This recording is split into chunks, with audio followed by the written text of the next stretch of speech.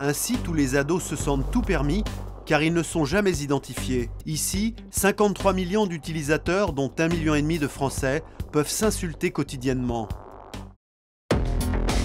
En à peine un an, 5 adolescents britanniques se sont suicidés après avoir été victimes de harcèlement sur Internet.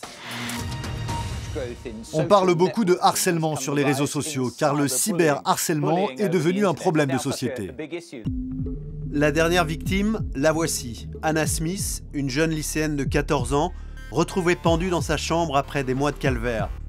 Avant elle, il y avait eu Joshua, les sœurs Gallagher et Cara Pugsley. Des adolescents devenus tous des souffre-douleurs de Ask FM, le réseau social le plus populaire chez les moins de 17 ans. Cette série noire a provoqué un tel scandale que le Premier ministre britannique David Cameron s'est senti obligé d'appeler au boycott du site internet. Il y a une chose qu'on peut tous faire aujourd'hui en tant que parents ou utilisateurs, c'est de ne pas aller sur ces sites dangereux et même de les boycotter. Malgré cet appel au boycott, le site d'Ask FM ne désemplit pas. Un appel au boycott arrivé bien trop tard pour Sharon Pugsley, la tante de Cara, dévastée par la mort de sa nièce. Pour cette femme, Cara n'avait aucune raison de mettre fin à ses jours et elle condamne ce site pousse au crime. Sur Ask FM, les harceleurs disaient à Cara qu'elle était grosse alors qu'elle ne l'était pas. Ils disaient qu'elle était moche.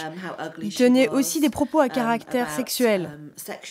C'est une maltraitance extrême et horrible pour une fille de 15 ans, à un moment de la vie où on est très sensible sur son apparence et sur le jugement des autres.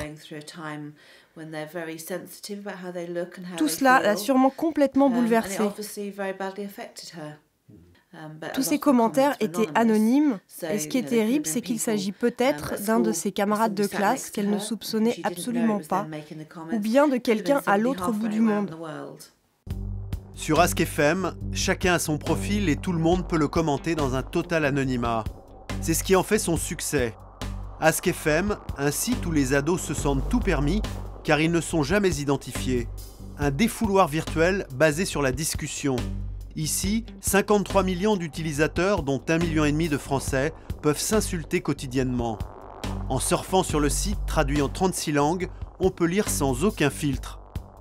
Ask FM, créé en 2010 en Lettonie, est devenu l'année dernière le 3e réseau social après Facebook et Twitter. Je suis pas horrible du tout. Après, ce que tu peux, moi je m'en fous. Un collège dans le centre de Londres. Ici, la plupart des élèves sont inscrits sur Ask FM, comme ces 3 jeunes filles. Tu vois, ça, c'est son compte Ask FM. Et je vais lui poser une question. Est-ce que tu peux me voir? C'est une question stupide, mais c'est le genre de question que les gens se posent ici. Moi, je lui réponds, moi aussi, je peux te voir. Mais comme elle a posé la question de manière anonyme, je ne peux pas savoir qui c'est. On est sur Ask FM car on aime savoir ce que les gens pensent de nous. Ils nous posent des questions qu'ils n'oseraient pas nous demander en direct car ils ont trop peur. Moi, je ne me tuerai pas car j'ai de l'estime pour moi. Et comme je ne connais pas ceux qui me posent des questions sur Ask FM, il n'y a aucune raison que leurs questions me touchent. Niall Corley est l'un des responsables de BitBullying, l'une des plus grandes organisations du pays qui lutte contre le harcèlement. Et pour lui, le problème, c'est que depuis l'apparition des réseaux sociaux, le harcèlement des adolescents ne s'arrête jamais. Les écoliers vont à l'école, ils sont harcelés.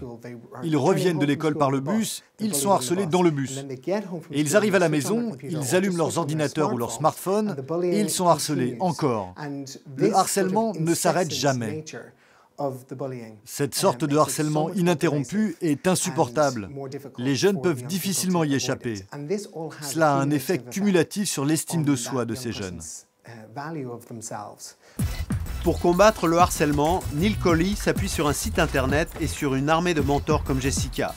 Les mentors sont d'ex-victimes de harcèlement qui ont suivi une formation pour faire de la prévention. Plusieurs heures par semaine, cette collégienne de 14 ans donne des conseils en ligne à des jeunes en difficulté. Ça, c'est la page d'accueil. Et je vais aller dans la rubrique du chat où les gens se rencontrent, car il y a parfois des jeunes qui ont besoin d'aide. Il y a des icônes entourées de couleurs qui nous identifient. Il y en a qui représentent les conseillers, les modérateurs ou les mentors, comme moi. Là, je suis avec Cool Kid 98. Là, elle me dit « Bonjour, salut, comment ça va ?»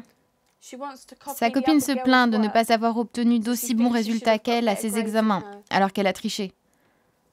Je lui conseille de parler à ses parents ou à sa prof.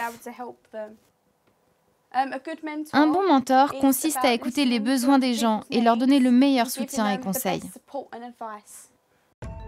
Depuis le dernier suicide et la réaction de Cameron, tous les sponsors anglais ont rompu leur contrat avec le site Ask.fm. La police a ouvert une enquête et le réseau social a promis de coopérer en livrant le nom des responsables des harcèlements. Ask.fm s'est également engagé à renforcer la sécurité sur son site, mais en attendant, rien n'a changé et les ados courent toujours autant de risques qu'avant.